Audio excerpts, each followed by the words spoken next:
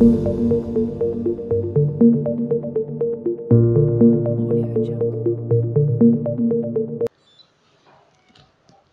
Guys, welcome back to the channel. So last lecture में मैंने discuss किया था कंपोजिशन ऑफ एसएचएम और रेफरेंस सर्कल मेथड। तो आज के लेक्चर में हम लोग क्या डिस्कस करने वाले हैं? एक्चुअली मैं एंगुलर जो एसएचएम था उसका भी पार्ट करने वाला था, बट मैंने सोचा कि एंगुलर एसएचएम के लिए अलग सा एक वीडियो डेडिकेट करते हैं, क्योंकि उसके न्यूमेरिकल्स भी है। 3 न्यूमेरिकल शायद से है एंगुलर एसएचएम के। तो आज के लेक्चर में मैं बात करूँगा जो सिंपल पेंडुलम है उसके बारे में बात करेंगे और उसके न्यूमेरिकल के बारे में इतना ही बात करेंगे, बाकी कुछ नहीं। तो हमारे सिर्फ 3 टॉपिक बचते हैं। सबसे पहला पार्ट जो रहेगा वो सिंपल पेंडुलम, जो आज के लेक्चर में हम लोग डिस्कस करने वाले। नेक्स्ट जो लेक्चर रहेगा वो रहेगा हमारा एंगुलर एसएचएम, और तीसरा जो रहेगा वो रहेगा डैम्पिंग वाइब्रेशन वाला पार्ट। तो टोटल 3 लेक्चर ही बचे हुए ऑसिलेशन। तो ऑसिलेशन हम लोग का पार्ट खत्म हो जाता है। तो हम लोग चालू करेंगे आज कौन सा? सिंपल पेंडुलम से। तो सिंपल पेंडुलम में क्या होता है? सिंपल पेंडुलम में हम लोग इसके पहले कोनिकल पेंडुलम पढ़ चुके हैं। कोनिकल पेंडुलम और सिंपल पेंडुलम में फ़र्क ये रहेगा कि हम लोग क्या करेंगे। कोनिकल पेंडुलम में था यहाँ पे बॉब अटकाया हुआ था, स्ट्रिंग था, इनएक्सटेंसिबल स्ट्रिंग थी, एक छोटा सा रिजिड मास था, उसको बोलते थे बॉब। बॉब को मैंने ऐसे हॉरिजेंटली खींचा उसको, और बाद में ऐसे मोशन दिया कि उसका बॉब जो रहेगा वो सर्कल ट्रेस करेगा। बॉब क्या ट्रेस करेगा? सर्कल, हॉरिजॉन्टल सर्कल ट्रेस करेगा। और उसकी जो स्ट्रिंग रहेगी वो बनाएगी कोन। स्ट्रिंग क्या बनाएगी? कोन। तो बॉब ट्रेस करेगा हॉरिजॉन्टल सर्कल और स्ट्रिंग बनाएगी कोन। तो ये था मेरा कौन सा? कोनिकल पेंडुलम का पार्ट, जो हम लोग ने सर्कुलर मोशन में किया था। अभी हम लोग पढ़ने वाले सिंपल पेंडुलम। सिंपल पेंडुलम में क्या आएगा? ये बॉब रहेगा, बॉब को मैंने मास अटैच किया और बाद में उसको थोड़ा सा पुश दिया, पुल किया और छोड़ दिया, तो ये ऑसिलेट करेगा ऐसे। तो वर्टिकल डायरेक्शन में ऑसिलेट करेगा। तो ये वाला जो पार्ट रहेगा इसको क्या बोलेंगे हम लोग? Simple pendulum. तो देखते हैं, without wasting any time will start with the new topic called as simple pendulum. तो सबसे पहले सिंपल पेंडुलम का जो डायग्राम रहेगा वो निकालते हैं हम लोग। तो रिजिड सपोर्ट है, रिजिड सपोर्ट है।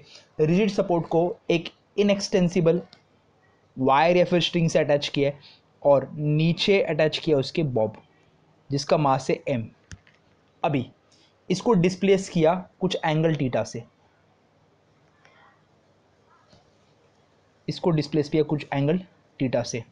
अभी हम लोग ने जो कोनिकल पेंडुलम था उसमें इसको सर्कल में उसको मोशन दिया था, मतलब कुछ ऐसे मोशन दिया था, ये ऐसे घूम रहा था बॉब। अभी यहाँ पे क्या होगा? इसको पकड़ के हम लोग छोड़ देंगे सिर्फ, तो ये ऐसे मोशन करेगा। तो यहाँ पे पेंडुलम अगर यहाँ पे पहुँचता है,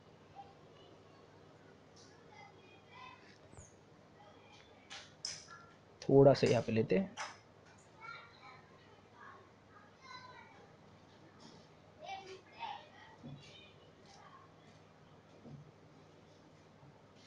ओके। ये कुछ डिस्प्लेसमेंट कर रहा है, एक्स का डिस्प्लेसमेंट कर रहा है। कितना? एक्स। एंगल है मेरा थीटा और ये लेंथ है एल, बराबर है। अभी मुझे बताओ कि सिंपल पेंडुलम को डिफाइन कैसे करेंगे। सिंपल पेंडुलम, वो प्रैक्टिकल सिंपल पेंडुलम जो रहेगा वो ऐसे डिफाइन करेंगे हम लोग कि जहाँ पे एक हैवी स्पीयर जिसका नाम है बॉब, हम लोग उसको सस्पेंड करेंगे एक light extensible string from a rigid support. वो वाला जो पार्ट है उसको क्या बोलते हैं हम लोग? Simple pendulum. अभी मुझे बताओ कि इसको मैंने डिस्प्लेस किया with the displacement of x and making an angle theta with the vertical. जैसे ही मैंने छोड़ दिया बॉब को, ये ऑसिलेट करेगा वर्टिकल डायरेक्शन में। वर्टिकल मतलब देखो ऐसे, वर्टिकल डायरेक्शन में ऑसिलेट कर रहा है। मुझे बताओ इसका वेट है, वेट जो एक्ट करेगा वर्टिकली डाउनवर्ड, बराबर है। तो एम जी नीचे रहेगा, बराबर है। टेंशन रहेगा along the string away from the body, तो टी यहाँ पे रहेगा। मुझे बताओ ये एंगल थीटा है, तो ये एंगल भी क्या रहेगा? थीटा। तो यहाँ पे बनेगा एम जी कॉस्टा, और बाद में यहाँ पे जो आएगा मतलब टूवर्ड्स मतलब अलॉन्ग दी, बोलते ना ऐसे, ये मोशन जो हो रहा है उसके अलॉन्ग जो रहेगा वो रहेगा एम जी साइन थीटा, बराबर है। मुझे बताओ ये पोजीशन पे मैं इसको बोलता हूँ, ये अगर मेरा मीन पोजीशन सपोज मैं कंसीडर कर रहा हूँ, तो ये बन जाएगा राइट एक्सट्रीम। अगर मैं कंसीडर करता हूँ तो ऐसे नाम नहीं दे रहे हम लोग, बट इसको कंसीडर कर रहे हैं कि ये मीन हो गया तो ये राइट एक्सट्रीम हुआ। या फिर इसका नाम रहेंगे हम लोग ओ,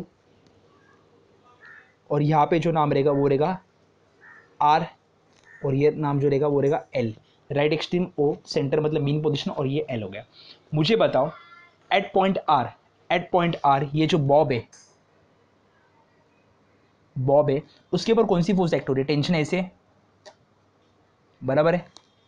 और नीचे के डायरेक्शन में जो फोर्स है वो mg, इस डायरेक्शन में जो है mg कॉस्टा का कंपोनेंट, mg का कॉस्टा वाला कंपोनेंट, और इस डायरेक्शन में जो है वो है mg का साइन थीटा वाला कंपोनेंट। टेंशन को कौन बैलेंस करेगा? टेंशन को बैलेंस करेगा mg cos थीटा। तो टेंशन को बैलेंस करेगा, फर्स्ट टेंशन को जो बैलेंस करेगा वो रहेगा mg cos थीटा, बराबर है। अभी मुझे बताओ, इसके पहले वाले जो हम लोगों ने डेरिवेशंस किए थे वहां पे जो नीचे वाला कंपोनेंट रहेगा वो क्या प्रोवाइड करता है? उसमें प्रोवाइड करता है सेंट्रीपिटल फोर्स। यहाँ पे वो प्रोवाइड करेगा रिस्टोरिंग फोर्स, क्योंकि देखो ना एक्सट्रीम पे आएगा तो कौन सी फोर्स उसको नीचे खींचेगी, मतलब लेके जाएगी सेंटर पे? रिस्टोरिंग फोर्स, क्योंकि रिस्टोरिंग फोर्स हमेशा एक्ट करती है टुवर्ड्स द मेन पोजीशन। तो मुझे बताओ रिस्टोरिंग फोर्स जो होता है लिखते हैं minus mg sine theta. Minus क्यों है समझा? माइनस का रीजन क्या है? क्योंकि restoring force towards the centre act करती है और वो हमेशा नेगेटिव रहती है, हम लोग ने देखा भी है। और डिस्प्लेसमेंट जब पॉजिटिव रहेगा तो रिस्टोरिंग फोर्स क्या रहेगी? नेगेटिव रहेगी। वो डिस्प्लेसमेंट यहाँ पे जा रहा है, रिस्टोरिंग फोर्स यहाँ पे आ रहा है, तो नेगेटिव आ गई। क्लियर है क्या? अभी मुझे बताओ थीटा अगर स्मॉल रहेगा तो साइन थीटा इक्वल टू क्या बनेगा? Approximate equal to theta. तो ये रिस्टोरिंग फोर्स होती, जो रिस्टोरिंग फोर्स हम लोगों ने लिखी वो बनेगी minus mg theta, minus mg theta. Clear है? यहां तक क्लियर है सबको? माइनस mg, एक minute, minus mg theta. Okay, अभी मुझे बताओ ये जो आर्क दिख रहा है, आर्क के हिसाब से लेंथ ऑफ आर्क जो फॉर्मूला होता है, लेंथ ऑफ आर्क उसका फॉर्मूला होता है x equal to theta into L. मतलब रेडियस, ये रेडियस हुआ, अगर ये आर्क होता है तो ये रेडियस हुआ और ये एंगल हुआ और ये लेंथ ऑफ आर्क हुआ। तो मुझे बताओ थीटा का फॉर्मूला क्या रहेगा? थीटा का फॉर्मूला रहेगा x अपॉन एल। तो अगर ये यहाँ पे पुट करूंगा तो रिस्टोरिंग फोर्स का फॉर्मूला बनेगा माइनस एम जी, थीटा की जगह पे आएगा x अपॉन एल। क्लियर है? पक्का ये वाला पार्ट क्लियर हो गया। अभी ध्यान दो यहाँ पे, अगर एम जी एल को बाजू में निकाला, M G L mass, acceleration due to gravity और लेंथ कांस्टेंट रहेगा तो रिस्टोरिंग फोर्स क्या बनेगा? Restoring is directly proportional to minus X bar, F R bar directly proportional to minus X bar. और यही तो हम लोग बोलते हैं कि restoring force is directly proportional to the displacement and acts in the opposite direction, that is called as SHM. Therefore simple pendulum जब भी ये कंडीशन फॉलो करती है तो वो कंडीशन किसकी बनती है? एसएचएम की। तो इसका मतलब क्या है? सिंपल पेंडुलम क्या कर रहा है? एसएचएम कर रहा है। क्लियर है क्या? अभी मुझे बताओ एक्सीलरेशन का फॉर्मूला क्या है? फोर्स अपॉन मास, बराबर है। एक्सीलरेशन का फॉर्मूला अगर फोर्स अपॉन मास रहेगा, फोर्स की value M G X upon L है, तो यहाँ पे क्या आएगा? Minus M G X upon L upon M, M M cancel, तो एक्सीलरेशन की formula minus G X upon L. Clear है? Minus G X upon L. और एक चीज़ मुझे पता है, और एक चीज़ मुझे पता है कि एक्सीलरेशन का जो एक्सीलरेशन का दूसरा फॉर्मूला है वो एक्सीलरेशन का ऑक्सीलेशन का फॉर्मूला आता है माइनस ओमेगा स्क्वायर एक्स, बराबर है। अगर ओमेगा स्क्वायर और इसको कंपेयर करूंगा तो ओमेगा स्क्वायर इक्वल टू आएगा जी अपॉन एल। ये अगर मैं इक्वेशन 1 लिखता तो इक्वेशन 2 लिखूंगा। इक्वेशन 1 और 2 को कंपेयर किया तो omega square equal to G by L आएगा। ए ओमेगा क्या आएगा? Under root of G upon L, बराबर है। Under root of G upon L. अगर जी अपॉन एल की बात करता हूँ, under root of G upon L की बात करता हूँ, तो और एक चीज़ मैं बात करूंगा कि इसको और एक तरीके से ऐसे भी लिख सकते हैं कि ये एक्सीलरेशन और ये डिस्प्लेसमेंट है। अगर ये नीचे जाएगा तो यहाँ पे क्या आएगा? Acceleration per unit displacement. दूसरा फॉर्मूला ये जी अपॉन एल तो लिख लिया, और दूसरा फॉर्मूला क्या है? एक्सीलरेशन पर यूनिट क्या? डिस्प्लेसमेंट। ये हो गया। मुझे बताओ कि लेंथ एल है। अभी टाइम पीरियड का फॉर्मूला क्या है? टाइम पीरियड का फॉर्मूला है 2 पाई अपॉन ओमेगा। अगर ओमेगा की वैल्यू यहाँ पे पुट करूंगा तो क्या आएगा? 2 pi under root of L upon G. Clear है? 2 pi under root of L upon G. ये हो गया मेरा ओमेगा का फॉर्मूला। फ्रीक्वेंसी होती है टाइम पीरियड की उल्टा, तो इसका उल्टा करेगा तो क्या मिलेगा? फ्रीक्वेंसी। तो frequency is inversely proportional to time period, therefore ये बन जाएगा 1 upon 2 pi under root of G upon L. Clear है क्या? तो फ्रीक्वेंसी का फॉर्मूला आ गया, टाइम पीरियड का फॉर्मूला आ गया। इसके बाद हम लोग बात करेंगे कि टाइम पीरियड किसके किसके ऊपर डिपेंड रहेगी। तो टाइम पीरियड किसके ऊपर डिपेंड रहेगी, length of a simple pendulum के ऊपर तो डिपेंड रहेगी, एक्सीलरेशन ड्यू टू ग्रेविटी के ऊपर डिपेंड रहेगी। मतलब directly proportional to the square root of length of a pendulum बोलूंगा, और inversely proportional to the square root of acceleration due to gravity. ये मुझे बताओ कहीं पे मास लिखा है क्या, कहीं पे मास लिखा है यहाँ पे नहीं। इसका मतलब क्या है, इट डिपेंड्स अपॉन मास नहीं, it is independent of the mass of the Bob. Clear है क्या। और लास्ट वाला जो पार्ट रहता है, चौथा पार्ट, हम लोग ये लॉज ऑफ पेंडुलम में डिस्कस करेंगे, लॉज ऑफ सिंपल पेंडुलम में। पहले डायग्राम ड्रॉ कर लो, पहले डायग्राम ड्रॉ कर लो, उसके बाद देखते हैं। पहले डायग्राम ड्रॉ करो। हो गया डायग्राम ड्रॉ करके, तो लिखो, पहला पार्ट लिखो।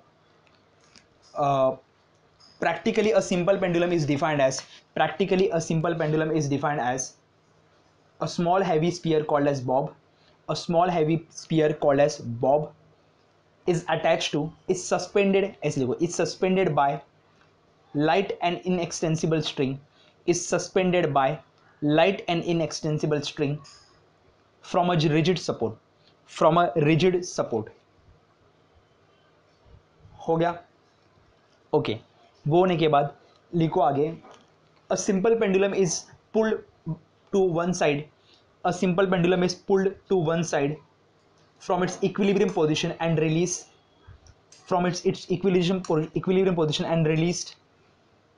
The pendulum swings in a vertical plane, the pendulum swings in a vertical plane under the influence of gravity, under the influence of gravity it begins to oscillate about its mean position। mean position के about क्या करेगा, ये oscillation करेगा। The motion is periodic and oscillatory, the motion is periodic and oscillatory if pendulum is displaced through a small angle theta, the motion is periodic and oscillatory if the pendulum is displaced by small angle theta, then it performs SHM, then it performs SHM। लिखा, लिखो आगे, let capital L be the, let capital L be the, capital नहीं small L लिखते, हम लोग ने small L लिया तो स्मॉल एल लिखते। Let small L be the, small L be the length of a pendulum, length of a pendulum, length of a pendulum. और एक चीज़ है, और एक चीज़ मैं बताना चाहता हूँ कि यहाँ पे अगर बॉब बड़ा रहेगा तो बॉब का रेडियस भी कंसिडर करते हैं। तो total length, actual total length कितनी रहेगी, capital L plus R. Actual total length कितनी रहेगी, capital small L plus R, ये टोटल लेंथ होती है। तो हम लोग रेडियस को नेग्लिजिबल पकड़ते हैं, इसलिए हम लोग क्या लेते हैं, उसको एल ही लेते हैं। एक्चुअली क्या होता है, एक्चुअली सेंटर ऑफ मास क्या इधर है, सेंटर ऑफ मास इसका, ये स्फीयर का सेंटर ऑफ मास इधर, तो इसका रेडियस कितना आर है। बट बॉब एकदम छोटा होने के कंसीडर में, तो मैं ये लेंथ के कंपैरिजन में अगर रेडियस की बात करूंगा, रेडियस ऑफ स्फीयर की, तो वो नेग्लिजिबल है, इसलिए हम लोग ऑलमोस्ट इक्वल लेते हैं। कोई प्रॉब्लम नहीं है ऑलमोस्ट इक्वल लेने के लिए। अगर आप लोग को लिखना है तो आप डायरेक्टली एल प्लस आर भी लिख सकते हैं, अगर एग्जाम में आपको रेडियस मेंशन किया गया रहेगा तो। मैं अभी फिलहाल के लिए रेडियस को कंसीडर नहीं कर रहा, अगर रेडियस को कंसीडर करूँ तो यहाँ पे एल प्लस आर भी आएगा। क्लियर है क्या, देखो ये वाला रेडियस आएगा। क्लियर है, तो हम लोग क्या बोलते हैं, जो भी लेंथ रहता है वो कहाँ से रहता है, वो सेंटर ऑफ मास से रहता है। लिखा, L equals to length of a string, capital T is the tension, capital T is the tension in the string which is along the string away from the body, which is along the string away from the body, m is the mass of the bob, theta is the angular displacement, theta is the angular displacement। हो गया, okay. लिखो आगे, आगे लिखो, consider simple pendulum having mass m and length l is displaced by small angle theta, consider simple pendulum having mass m, length l displaced by small angle theta with vertical से angle कितना बन रहा है, theta. it oscillates about its mean position, it oscillates about its mean position at the extreme position, at the extreme position there are two forces acting on this bob, there are two forces acting on the bob। पहला capital T tension, capital T tension, capital T tension along the string away from the body, along the string away from the body। second weight mg vertically downward, weight mg vertically downward। उसके बाद ये diagram निकालो, ये वाला diagram. if we resolve weight mg into two component, if we resolve weight mg into two component, mg cos theta will balance, लिखो provide नहीं, will balance tension, therefore t equals to mg cos theta। लिखा, उसके बाद लिखो आगे next line पे, mg sin theta will be acting towards the mean position, mg sin theta will be acting towards the mean position, therefore restoring force equals to minus mg sin theta, restoring force equal to minus mg sin theta. if theta is small then sin theta is approximately equal to theta. ये वाला line लिखा, पूरा छाप लो। सिर्फ यहाँ पे क्या लिखना है, length of arc equal to angle multiplied by radius. Radius कितना है, रेडियस ये जो आर्क का रेडियस कितना है एल, तो length of arc equal to angle multiplied by radius, तो theta equal to X by L लिखा। तो रिस्टोरिंग फोर्स का formula minus M G, theta की जगह पे एक्स बाय एल। क्लियर है? आगे लिखो, if mg and l are constant, if mg and l are constant, then restoring force is directly proportional to displacement and acts in the opposite direction. Restoring force is directly proportional to displacement and acts in the opposite direction. ये लिख लो, ये वाला line लिखो। हो गया लिखा। आगे लिखो, therefore for a small displacement the restoring force, therefore for a small displacement, देखो ये small बोला है हम लोग ने, therefore for a small displacement restoring force is directly proportional to the displacement and acts in the opposite direction, therefore simple pendulum performs SHM, therefore simple pendulum performs SHM लिखा। okay, as we know that acceleration equal to force upon mass, acceleration equal to force upon mass, ये पूरा line छापो, equation 1 दे दो इसको, ये तीनों point छापो, equation 1 लिखो। आगे लिखो, from SHM we know that acceleration equal to minus omega square x, minus omega square, equation 2, comparing equation 1 and 2 लिखो, comparison equation 1 and 2, omega square equal to g by l, omega square equal to g by l, omega equal to under root of g by l। Clear है? पक्का? उसके बाद अगर इसको displacement को इधर लाता हूँ और स्क्वायर रूट दोनों साइड पे लेता हूँ, तो अंदर आ जाता है एक्सेलरेशन और नीचे आता है डिस्प्लेसमेंट, तो ये भी फॉर्मूला लिख सकते हैं। तो ओमेगा का दो formula, under root of G by L और दूसरा फॉर्मूला है under root of acceleration upon displacement लिखा। आगे लिखो, as we know that time period equal to 2 pi upon omega, time period equal to 2 pi upon omega, omega की value G under root of G by L यहाँ पे put करेंगे तो 2 pi की value, time period की value आएगी 2 pi under root of L upon G, 2 pi under root of L upon G. आगे frequency का formula as it is copy कर लो, frequency N equal to 1 upon T equal to 1 upon 2 pi under root of G upon L. Clear है? सबको clear है? इसके बाद heading डालो लॉज ऑफ सिंपल, ये अपना मेन इक्वेशन है। क्लियर है? फ्रीक्वेंसी और टाइम पीरियड का। आगे लिखो लॉज ऑफ सिंपल पेंडुलम, तो उसमें पहला लॉ लिखो, law of length, law of length लिखो, the period of simple pendulum is directly proportional to the square root of length, the period of simple pendulum is directly proportional to the square root of length. Second law, the period of simple pendulum is inversely proportional to the square root of acceleration due to gravity. Inversely देखो, ये gravity नीचे और square root में, तो time period of a simple pendulum is inversely proportional to the square root of acceleration due to gravity. उसके बाद तीसरा point, मास के ऊपर डिपेंड है क्या? नहीं। तो तीसरा point, time period of a simple pendulum is independent of the mass, time period of a simple pendulum is independent of the mass. Fourth point, the period of simple pendulum does not depend upon the amplitude, मतलब amplitude कितना भी रहने दो, कहीं पे amplitude का जिक्र किया क्या? नहीं। इसका मतलब period of simple pendulum does not depend upon what? Amplitude. Clear क्या? पक्का? ये पार्ट होने के बाद हम लोग बात करेंगे सेकंड पेंडुलम के बारे में। सेकंड पेंडुलम क्या है उसके बारे में बात करते हैं। और एक चीज़ बताऊंगा, टेक्स्ट बुक में उन्होंने एक चीज़ बताई है कि सिंपल पेंडुलम और कोनिकल पेंडुलम के बीच में डिफरेंसेस बताइए। तो सिंपल पेंडुलम और कोनिकल पेंडुलम के डिफरेंस आपको एज इट इज कॉपी करने वास्ते कुछ भी फर्क नहीं है।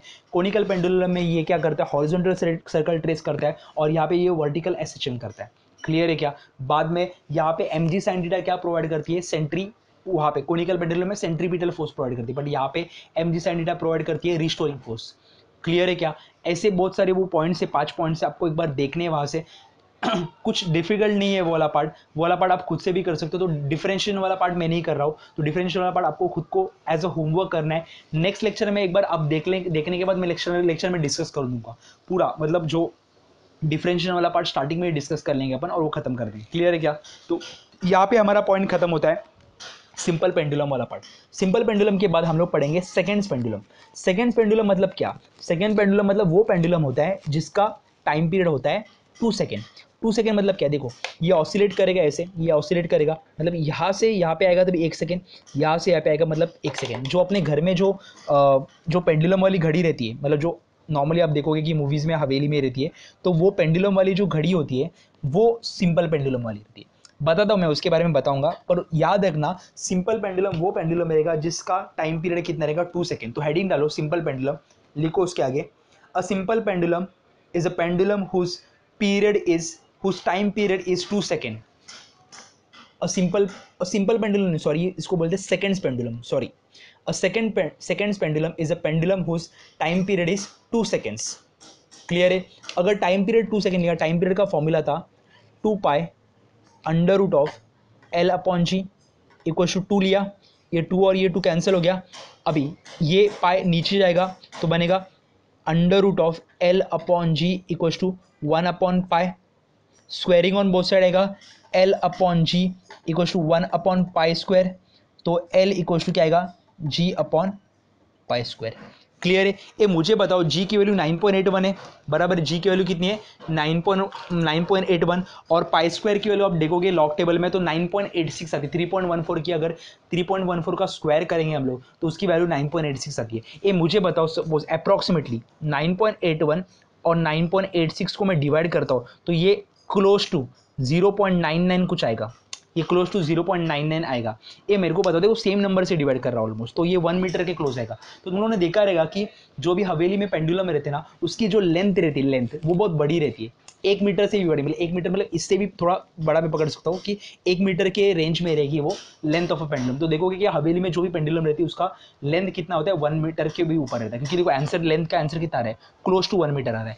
अगर आप पेंडुलम देखते हो जिसका लेंथ 1 मीटर से भी कम रहेगा, that pendulum is not a seconds pendulum, that pendulum just a pendulum whose pendulum is oscillating with the help of motor की हेल्प से हम लोग उस पेंडुलम को ऑसिलेट कर रहे हैं, ना कि वो खुद ऑसिलेट हो रहा है। क्लियर है क्या? अगर वो पेंडुलम खुद से ऑसिलेट करेगा तो वो वाला पार्ट किस में आएगा, वो वाला पार्ट आएगा सिंपल सेकेंड पेंडुलम, और सेकेंड पेंडुलम का टाइम पीरियड कितना होना चाहिए 2 सेकेंड। मतलब एक ऑसिलेट किया यहाँ तक, आधा ऑसिलेशन किया 1 सेकेंड, आधा ऑसिलेशन किया 1 सेकेंड। क्लियर है क्या? अभी तुम लोग बोलेगे सर ये ऑसिलेट करते ही रहेगा क्या? नहीं, ऑसिलेट करते नहीं रहेगा। इसलिए तुम लोग देखोगे कि वो सेकेंड्स पेंडुलम जो होता है वो बॉक्स में रहता है, कांच के एक बॉक्स में या फिर वुडन बॉक्स में फिल रहता है, क्योंकि हम लोग को फ्रिक्शन ड्यू टू एयर वाला पार्ट निकाल लेने का रहता है। क्लियर है क्या? ये पार्ट होने के बाद हम लोग आगे के पार्ट पे बढ़ते। कॉपी करो एज इट इज, ये कॉपी करो यहाँ तक, एज इट इज कॉपी कर लो, लिखो आगे लिखो length of a second pendulum is different from eight different places on the earth. Length of a second pendulum is different at different places on the earth. It is small at the equator, and larger at the pole. याद रहेगा अपन ने किया था G dash का formula था, G dash का formula G minus omega square R cos square lambda. ये formula आया था अपना एक्सेलेरेशन, ये ग्रेविटी वाले चैप्टर में ड्यू टू रोटेशन वाला पार्ट था, लैटिट्यूड वाला पार्ट था। तो मुझे पता है इक्वेटर पे कितना रहता है, इक्वेटर पे 0 होता है, कॉस 0 कितना रहेगा 1, तो ये चला जाएगा। तो मेरे को जी माइनस ओमेगा स्क्वायर आ रहेगा, ये जी माइनस ओमेगा स्क्वायर आएगा तो ये जी डैश कम हो गया। अगर जी डैश कम होगा तो टाइम पीरियड क्या होगा, बढ़ेगा। क्लियर है? जी डैश अगर कम होगा तो टाइम पीरियड क्या होगा, बढ़ेगा। समझ में आ रहा है? अगर हम लोग बात करेंगे, अगर बात करेंगे कहाँ पे, अगर पोल की बात करें तो पोल वाला पार्ट ये हट जाएगा, क्योंकि लैम्बडा कितना आएगा, लैम्बडा 90, कॉस 90 कितना था 0, तो जी डैश इक्वल टू क्या आएगा जी। तो ऊपर टाइम पीरियड क्या हो जाएगा, ऊपर टाइम पीरियड देखो इक्वल होने की वजह से ऊपर टाइम पीरियड क्या हो जाएगा, कम हो जाएगा, बट नीचे अगर यहाँ पे ये डिनोमिनेटर कम हो रहा है तो टाइम पीरियड क्या होगा, बढ़ेगा। क्लियर है? लेंथ की अगर बात करेंगे तो लिखो length of a second pendulum is different at different places on the earth. It is small at the equator, and larger at the pole. मतलब देखो ग्रेविटी का पुल जितना रहेगा उतना उसका लेंथ बढ़ेगा। तो इक्वेटर पे पुल क्या रहता है, ये देखो ये भी आता है, तो g dash equal to g minus omega square, तो पुल क्या हो जाएगा, कम हो जाएगा। अगर मैं पोल पे जाऊँगा तो पुल ये पूरा हट जाएगा, तो सिर्फ g dash equal to g रहेगा, तो पुल क्या रहेगा, ज़्यादा रहेगा। लिखो it is smaller at the equator and larger at the pole of the earth because acceleration due to gravity is smaller at the equator than the poles. Acceleration due to gravity is smaller at the equator than the pole. आगे और एक note लिखो, therefore time period at the equator is greater as compared to time period at the pole। आगे देखते हैं, numericals पे जाते हैं, ध्यान दो। ये होने के बाद न्यूमेरिकल्स पे जाएंगे, 3 न्यूमेरिकल्स हम लोग सॉल्व करने वाले। देखते क्वेश्चन नंबर, मैं बताता हूँ आपको क्या है क्वेश्चन नंबर।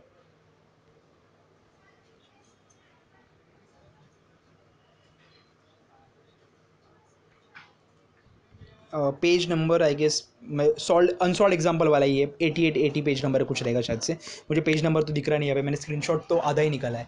तो क्वेश्चन नंबर हम लोग बढ़ेंगे क्वेश्चन नंबर 13 पे। क्वेश्चन नंबर 13 पे जाते हैं। क्वेश्चन नंबर 13 क्या बोलता है? अ simple pendulum performs SHM of period 4 second, मतलब टाइम पीरियड दिया है 4 सेकेंड, बराबर है। How much time after crossing it's mean position will the displacement of the Bob is 1/3 of the amplitude, मतलब क्या टाइम निकालने को बोला है मुझे कभी में मीन पोजीशन क्रॉस करने के बाद, जहां पे डिस्प्लेसमेंट रहेगा 1/3 ऑफ एम्पलीट्यूड, बराबर है। और कुछ बोला है क्या? नहीं, मेरे को टाइम निकालने को बोला है। ए ध्यान दो, अभी यहाँ पे कहीं पे आप लोगों ने डिस्प्लेसमेंट का फॉर्मूला देखा नहीं, बट डिस्प्लेसमेंट का एसएचएम का फॉर्मूला मुझे पता है। डिस्प्लेसमेंट का एसएचएम का formula x equal to A sine omega T, mean position पे अगर रहेगा तो मुझे बताओ x क्या आएगा? 1/3a, बराबर है, equal to A sine omega क्या रहेगा? ओमेगा दिया है मेरे को 2π/4 इंटू टी, ये जाएगा 2 जा, बराबर है। ये ए और ए कैंसिल, अभी आएगा 1/3 equals to 1/3 equals to sine π/2 into T A. अभी क्या करेंगे हम लोग यहाँ पे साइन इनवर्स लेंगे, तो sine inverse of 1/3 equals to π/2 into T. अभी ध्यान दो, एक चीज़ मैं बताऊंगा कि यहाँ पे क्या करना है। यहाँ पे जो भी आंसर आएगा ना, जो भी आंसर, उसको पहले रेडियंस में भी कन्वर्ट करो। तो साइन इनवर्स ऑफ 1/3 में निकालता हूँ एक बार कि क्या है साइन इनवर्स ऑफ 1/3। तो इसकी वैल्यू आ रही है 0.3398, 0.3398 इंटू, अभी इधर π/2 है तो इधर भी क्या करना पड़ेगा, π/180। हमेशा याद रखो, अंदर वाला पार्ट अगर पाई में रहेगा तो इसको भी रेडियंस में कन्वर्ट करो। तो रेडियंस में कन्वर्ट किया, π/2 इंटू टी, पाई कैंसिल, तो टी की वैल्यू कितनी आएगी? 0.3398 इंटू 2/180। क्लियर है? तो इसकी कुछ वैल्यू, फाइनल वैल्यू आ रही है जो टेक्स्ट बुक में मैच कर रही है, एग्जैक्टली मैच कर रही है। मैंने सॉल्यूशन निकाला है इसका, तो स्मॉल टी की जो वैल्यू है स्मॉल टी की, वो है 0.2163। क्लियर है क्या? मैं एक बार वापस एक बार सॉल्व करके बताता हूँ कि ये साइन इनवर्स का जो फंडा है वो क्या है। एक सेकेंड ना, मुझे रेडियंस में निकाला है क्या डिग्री में? ओके, एक सेकेंड, ये थोड़ा सा गलत हो गया। ये 0 मैंने मैंने रेडियंस में ही कर दिया कन्वर्ट, डायरेक्टली रेडियंस में कन्वर्ट किया था। तो आप अगर लॉग टेबल से सॉल्व करोगे, तो आपका वैल्यू आएगा 19.47। वही बोला कि एंगल इतना कम कैसे आ गया, 19.47। 19.47 का जो आंसर रहेगा इसका, उसको कन्वर्ट करेंगे किसमें? रेडियंस में। तो रेडियंस में कन्वर्ट करने के बाद ये कुछ ये ऐसे कुछ आता है कि ये एंगल में मैंने रेडियंस में कन्वर्ट किया और बाद में π/2 से इक्वेट किया। तो याद रखो कि ये एंगल जो आएगा वो किस में आएगा? डिग्री में आएगा। सॉरी, मैंने कैल्सी में वो रेडियंस में रखा था, इसलिए मेरा वो 0.33 वाला वैल्यू आया। एक्चुअली वैल्यू कितनी रहेगी? 19.47। तो ये अगर मैं सॉल्व करता हूँ तो कुछ ऐसे बनेगा, 19.47 इंटू 2/180। क्लियर है? तो मैं एक बार सॉल्व करके तो कितना आता है value? 19.47 into two divide by 180। तो वैल्यू आ रही है 0.21633। तो आ रही है 0.21633 सेकेंड्स। मैंने गलती की यहाँ पे, साइन इनवर्स की जो वैल्यू थी वो डिग्री में आएगी, मैंने गलती से रेडियन में की। मेरे कैल्सी में एक्चुअली रेडियंस में पहले से ही कन्वर्टेड था, इसलिए रेडियंस में आ गया। क्लियर है क्या? तो मैं वापस एक बार बता दूँ, टाइम पीरियड कितना बोला है? 4 सेकेंड बोला है। मेरे को पूछा है कि मीन पोजीशन क्रॉस करने के बाद टाइम निकलना है जहाँ पे मेरा डिस्प्लेसमेंट रहेगा 1/3 ऑफ एम्पलीट्यूड। मुझे ये फॉर्मूला कहीं पे हम लोगों ने सिंपल पेंडुलम में देखा नहीं, बट मेरे को एक इन जनरल फॉर्मूला पता है डिस्प्लेसमेंट का, x equal to A sine omega T. अगर वहाँ पे x की जगह पे 1/3 ए पुट करूँगा और सॉल्व करूँगा तो ये वैल्यू मिलेगा। इसका साइन इनवर्स लूँगा, बट साइन इनवर्स जो मिलेगा वो डिग्री में रहेगा। तो ये वाला π/2 इंटू टी है, ये साइन के अंदर था, तो वो किस में रहेगा? हमेशा रेडियन में रहेगा। तो इसको भी रेडियन में कन्वर्ट किया और सॉल्व किया, तो आंसर कितना है? 0.21633। क्लियर है? ये टाइम पीरियड नहीं बोलूँगा, ये टाइम लगा मेरे को मीन पोजीशन को क्रॉस करने के बाद मेरा डिस्प्लेसमेंट कितना होना चाहिए? 1/3 ऑफ एम्पलीट्यूड होना चाहिए। क्वेश्चन नंबर 14 पे बढ़ते हैं हम लोग। अगला क्वेश्चन नंबर 14 बहुत इजी क्वेश्चन है, कोई कुछ ड्रास्टिक ऐसे कुछ ये नहीं करना है। क्वेश्चन नंबर 14, तो क्वेश्चन नंबर 14 पे जाते हैं। क्वेश्चन नंबर 14 क्या बोला है? Simple pendulum of length 100 centimetre, length बोला है 100 सेंटीमीटर, ये प्लीज़ आप लोग लॉग टेबल से सॉल्व किया करो, मैं लॉग टेबल से सॉल्व नहीं करता, इसलिए आप लोग मत छोड़ो प्लीज़, आपको लॉग टेबल से सॉल्व करना है। Please don't hesitate to use the log table. आप अभी हेजिटेट करोगे तो इसके आगे जब आपका जो बोर्ड्स रहेगा वहाँ पे आपको प्रॉब्लम होने ही वाली। प्लीज़ लॉग टेबल, मैं यहाँ पे टाइम वेस्ट नहीं करना चाहता, इसलिए मैं लॉग टेबल यूज़ नहीं कर रहा यहाँ पे। आगे देखते हैं, लेंथ 100 सेंटीमीटर बोला है, performs as system, find the restoring force acting on a bob of mass दिया है 500 ग्राम, मतलब 500 नहीं 50 ग्राम बोला है, 50 ग्राम मतलब 50 इंटू 10⁻³ kg। आगे, when displacement from the mean position is 3 cent, X बोला है 3 सेंटीमीटर, बराबर है। इसको सेंटीमीटर मेरे को, दोनों सेंटीमीटर मेरे को, क्यूब मैं बता दो, आगे जाके वो कैंसिल होगा। मेरे को पूछा उन्होंने रिस्टोरिंग फोर्स, ए रिस्टोरिंग फोर्स का फॉर्मूला क्या रहता है, रिस्टोरिंग फोर्स का फॉर्मूला माइनस mg थीटा, तो आएगा माइनस mg x/L। अगर माइनस m की वैल्यू कितनी है 50 इंटू 10⁻³ इंटू जी कितनी है 9.81, या फिर 9.8 लिया तो भी चलेगा, 9.81 ले लो। x कितना है 3 सेंटीमीटर और L कितना है 100। ये सेंटीमीटर सेंटीमीटर कैंसिल होगा, इसलिए मैं कन्वर्जन नहीं किया। समझ में आ रहा है क्या, सेंटीमीटर और सेंटीमीटर कैंसिल होगा, इसलिए मैंने कन्वर्जन नहीं किया। सॉल्व करोगे तो रिस्टोरिंग फोर्स की वैल्यू कुछ 1.47 आ रही है, माइनस में 1.47 इंटू 10⁻² न्यूटन। टेक्स्ट बुक में 1.48 लिया है, अपने को 1.47 आ रही है, कोई प्रॉब्लम नहीं है। क्लियर है क्या, पूछा क्या है, रिस्टोरिंग फोर्स वाला पार्ट पूछा है, minus mg theta minus mg equals to minus mg into x/L, ये वाला पार्ट हो गया अपना। क्वेश्चन नंबर 14 होने के बाद क्वेश्चन नंबर 15 के ऊपर जाते हैं। क्वेश्चन नंबर 15 भी ईजी क्वेश्चन है, कुछ डिफिकल्ट नहीं है, सिर्फ कैलकुलेशन करना है आपको। देखते हैं क्वेश्चन नंबर 15 के ऊपर जाके। क्वेश्चन नंबर 15 क्या बोलते हैं, क्वेश्चन नंबर 15 में उन्होंने बताया find the change in the length of a seconds pendulum. Seconds pendulum की बात की, मतलब टाइम पीरियड कितना होगा 2 सेकेंड, बराबर है, टाइम पीरियड कितना होगा 2 second. Find the change in the length of the second pendulum if the acceleration due to gravity at place changes from 9.75 metre per second square to 9.8 metre per second. मतलब acceleration due to gravity पहला जीवन था कितना 9.75 metre per second square और G2 था 9.8 metre per second square. Okay, देखते हैं कि क्या आता है, इसका आंसर क्या आएगा। वापिस एक बार पढ़ता हूँ, find the change in the length of a second pendulum if the acceleration due to gravity at places changes from 9.75 to 9.8। देखते ये कैसे सॉल्व करना है क्वेश्चन। तो मैं एक सेकेंड थोड़ा माइक बराबर से लगाना, दो माइक मतलब फ़ोन ही यूज़ कर दो यार। तो मुझे बताओ सिंपल पेंडुलम का, सेकेंड्स पेंडुलम का, पहले सिंपल पेंडुलम का फॉर्मूला था T=2π√L/G, बट सेकेंड पेंडुलम में टाइम पीरियड होता है 2 सेकेंड, तो इधर 2 इक्वल्स टू क्या आएगा 2π/L/G, ये 2 कैंसिल, तो आएगा 1/π इक्वल्स टू L/G का square root on both side, तो क्या आएगा 1/π² इक्वल टू L/G, बराबर है। तो L इक्वल्स टू क्या आएगा G/π², बराबर है। मुझे बताओ तो L1 का फॉर्मूला क्या आएगा G1/π²। चेंज इन लेंथ पूछा है ना, तो चेंज इन लेंथ पूछा मतलब क्या पूछा है, डेल्टा L पूछा है। एक तो ये L2 माइनस L1 होगा या फिर L1 माइनस L2, दोनों में से कुछ भी हो सकता है, दोनों में से कुछ भी हो सकता है, मेरे को पता नहीं, हम लोग निकालेंगे। तो G1 कितना है, G1 दिया 9.75। अगर तुम लोग लॉग टेबल में देखोगे तो पाई स्क्वायर की वैल्यू 9.86 आती है, 9.86। मैंने ये सॉल्व किया है, तो इसका आंसर जो आता है वो आता है 0.988 मीटर, ये आ गया L1।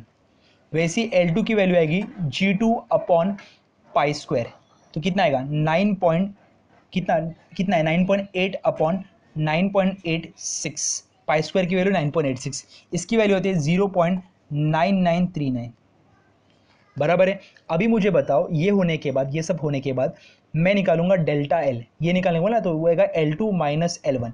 ये L2 कितना है 0.9939 माइनस 0.988। ओके, मुझे एक चीज़ बताओ कि ये सब किया तो है हम लोग ने, ये सब सॉल्व तो किया है, ये 9.888 आता है शायद से, 9.888 मीटर आएगी, यहाँ पे 8 आएगा। ओके, ये सॉल्व तो किया है, तो इसका सॉल्यूशन क्या आएगा, ये 1 आएगा, ये जाएगा एक सेकेंड, हाँ ये जाएगा 98, ये 13, ये आएगा 5, ये आएगा 880990.0 0.00। आपके टेक्स्ट बुक में ये शायद से आंसर रहेगा 0.0051। क्लियर है, 5150 आया तो भी कोई प्रॉब्लम नहीं है। मैं वापस एक बार रिपीट करता हूँ क्या किया है। क्वेश्चन में ये बात की हम लोगों ने कि टाइम पीरियड 2 सेकेंड्स बोला है, एक्सेलरेशन ड्यू टू ग्रेविटी 9.75 बोला है, acceleration due to gravity change होने के बाद मुझे पूछा चेंज इन लेंथ कितना रहेगा। मेंशन किया गया है कि ये सेकंड्स पेंडुलम है, सेकंड्स पेंडुलम रहेगा तो टाइम पीरियड 2 सेकंड रहेगा, 2 सेकंड रहेगा तो यहाँ पे अगर सब्स्टिट्यूट करेंगे तो एल की वैल्यू आएगी जी अपॉन पाई स्क्वायर। तो L1 का formula G1 upon pi square, G1 की जगह पे बुक किया 9.75। सॉल्व करूंगा, पाई स्क्वायर का वैल्यू 9.86 से आप लॉग टेबल में देख सकते हो 3.14 का स्क्वायर। सॉल्व करूंगा, ये प्लीज लॉग टेबल से सॉल्व करो, ये आंसर आ जाएगा। L2 की value G2 upon pi square 9.8 upon 9.86 बोल 0.9939। सॉल्व करूंगा तो ये आंसर आ जाएगा, ये सॉल्व करने के बाद ये आंसर मिल जाएगा। मुझे पूछा चेंज इन लेंथ, मुझे पता नहीं कि L1 बड़ा था कि L2 बड़ा था, तो बट ऑब्वियसली हम लोग को पता चला कि L2 बड़ा है L1, तो ये निकालने की जरूरत नहीं है, सिर्फ L2 माइनस L1 निकालना है। तो L2 माइनस L1 निकाला, L2 की वैल्यू दी है, L1 की वैल्यू दी है, तो L2 माइनस L1 कितनी है 0.0051। इसका मतलब क्या हुआ, लेंथ बढ़ गई। ज़्यादा कुछ नहीं किया, फॉर्मूला में वैल्यूज पुट किया और डायरेक्टली फाइनल आंसर निकाला है। क्लियर है क्या? आई होप आपको समझ में आएगा कि आज के लेक्चर में क्या क्या बात की। हम लोगों ने सिंपल पेंडुलम की बात की और 3 न्यूमेरिकल्स की बात की। और एक चीज़ हम लोगों ने एक बात की, वो थी हमारा सेकेंड्स पेंडुलम का बात किया, उसका जो L इक्वल टू क्या था G अपॉन पाई स्क्वायर की वैल्यू आई थी, और उसका एक न्यूमेरिकल भी सॉल्व किया। मुझे और एक चीज़ बतानी है यहाँ पे, आज का लेक्चर हम लोग यहाँ पे वाइंड अप कर रहे हैं, और एक पार्ट में अगर लेता हो तो ये लेक्चर ऑलमोस्ट 1 आवर के ऊपर जाएगा, ऑलमोस्ट ये क्लोज टू 35-40 मिनट्स के आसपास वीडियो चला गया है। तो मैं अगर और एक चीज़ लेता हूँ तो फिर वो और बड़ा हो जाएगा। तो मुझे एक चीज़ बतानी थी, इसलिए मैं वीडियो को यहाँ पे ही रुका रहा हूँ। मुझे क्या चीज़ बतानी है, सुनो। हम लोग क्या कर रहे हैं, हम लोग थियोरी सॉल्व कर रहे हैं, हम लोग न्यूमेरिकल सॉल्व कर रहे हैं, सब कुछ लेक्चर में ही हो रहा है, वीडियो लेक्चर में ही हो रहा है। आपको करना क्या है, मैं आपको बताता हूँ आपको करना क्या है। आप लोग जब वीडियो लेक्चर देखते हो ना, तो पहले प्लीज़ कुछ कॉपी मत करना। मैं जब डिक्टेट करता हूँ वो प्लीज़ कॉपी मत करना। आप पहले वीडियो लेक्चर को पूरा देखो, पूरा वीडियो लेक्चर को समझ लो कि पूरा एक घंटे का, 55 मिनट्स का, 45 मिनट्स का, 30 मिनट्स का जो भी वीडियो रहेगा तो आराम से देख लो, क्योंकि मैंने वैसे वीडियो बनाया कि वो 1 घंटे का वीडियो रहेगा तो उसको समझने के लिए और लिखने के लिए ऑलमोस्ट 2-2.5 घंटा जाएगा। आपका 2 घंटा 2.5 घंटा जाएगा। आपको पहले वीडियो देखना पड़ेगा, बाद में जो डिक्टेट कर रहा है वो समझ के लिखना पड़ेगा, तो उसमें 2-2.5 घंटा जाएगा, बट ऑब्वियसली और प्रैक्टिस भी करना है आपको। तो प्लीज़ ऐसे मत करो कि वीडियो साथ में प्ले कर रहे हो और साथ में आप कॉपी कर रहे हो, मतलब साथ में कॉपी मतलब साथ में आप नोट्स निकाल रहे हो, वैसे नहीं होना चाहिए। प्लीज़ प्लीज़ प्लीज़ आपको क्या करना है, पहले वीडियो लेक्चर को समझ लो, एक बार पूरा वीडियो लेक्चर देखने दो, 1 घंटे का वीडियो लेक्चर हो गया, उसके बाद पूरा रिवाइंड करो, स्टार्टिंग से प्ले करो, और स्टार्टिंग से प्ले करोगे तो समझो और लिखो प्लीज़। अगर आप डायरेक्टली साथ में कॉपी कर रहे हो, आपके नोट्स डायरेक्टली बना रहे हो, तो आप कहीं पे गलत हो रहे हो, प्लीज़ वैसे मत करना। न्यूमेरिकल्स की भी बात करूंगी, न्यूमेरिकल्स का बात करूंगा तो न्यूमेरिकल्स आपको एक आपके नोटबुक में तो करना ही है न्यूमेरिकल्स, बट जैसे न्यूमेरिकल खत्म होगा पॉज करो वीडियो को और वापस वो न्यूमेरिकल किस में सॉल्व करोगे, एक अलग से रफ बुक में सॉल्व करो। अगर वैसे करते हो तो चैप्टर आपका साथ में खत्म होता है, क्योंकि मैं 1 घंटे के ऊपर वीडियो नहीं डाल रहा हूँ, तो आपका साथ में चैप्टर होगा, आपको कुछ एक्स्ट्रा ऑर्डिनरी करने की ज़रूरत नहीं है। समझ में आ रहा है मैं क्या बता रहा हूँ? प्लीज़ प्लीज़ प्लीज़ वीडियो चालू रहते वक्त आप नोट्स कॉपी मत करना। अगर वैसे कर रहे हो तो प्लीज़ वो गलत हो रहा है, वैसे मत करो, वैसे बहुत कॉम्प्लिकेट होगा कि आपको आपका ध्यान कॉपी करने में जाएगा। Don't don't act to please any teacher, मतलब टीचर को प्लीज़ करने के लिए मैंने होमवर्क किया या फिर मैंने असाइनमेंट्स, मेरे बच्चों को, मेरे जो स्टूडेंट्स हैं क्लासेस के, उनको मैं स्पेशली बोलूँगा, बाकी के बच्चे भी, उनको भी एक्चुअली ये मैसेज जाना चाहिए कि प्लीज़ आप डायरेक्टली कॉपी मत करना। पहले वीडियो लेक्चर को बराबर से देखो, क्योंकि एक एक चीज़ बराबर से समझाएगी है, एक एक रीज़न को बराबर से समझाएगा है। आप वीडियो को पॉज करो, वापस रिवाइंड करो। पूरा वीडियो नहीं देख सकते तो आधे आधे वीडियो को डिवाइड करो। जैसे कि अपन ने पहले थियोरी देखी, तो थियोरी को पहले समझो, थियोरी को रिवाइंड करो, वापस लिखो थियोरी को बराबर से, थियोरी को प्रैक्टिस करो, और उसके बाद न्यूमेरिकल पे जमा मारो, न्यूमेरिकल समझ के लो, वापस रिवाइंड करो, न्यूमेरिकल खुद से सॉल्व करो। ऐसे करो यार प्लीज़, क्योंकि 1 घंटे का वीडियो समझने के लिए almost it is close to 2.5 to 3 hours के आसपास जाएगा। तो please don't waste your time कि जहाँ पे आप अगर वो स्ट्रैटेजी यूज़ कर रहे हो ना, कि जहाँ पे आप न्यूमेरिकल्स और थियोरी साथ में वीडियो लेक्चर के साथ में आप लिख रहे हो, तो वो बहुत गलत होगा, वैसे मत करो प्लीज़, वैसे मत करो। वैसे नहीं करते हो तो फिर आप बराबर ट्रैक पे जा रहे हो। वीडियो लेक्चर को पहले देखो और बाद में आगे जाओ। क्लियर है क्या? आई होप आपको वीडियो पसंद आया रहेगा। वीडियो पसंद आएगा तो वीडियो को लाइक करो, चैनल को सब्सक्राइब करो और दोस्तों के साथ शेयर करो। मैंने ये देखा है, मैं वापस बोलूँगा, 58% जो मेरे वीडियोस देखते हैं बच्चे लोग, वो लोग अभी तक चैनल को सब्सक्राइब किए नहीं है। तो प्लीज़ चैनल को सब्सक्राइब करना मत भूलना।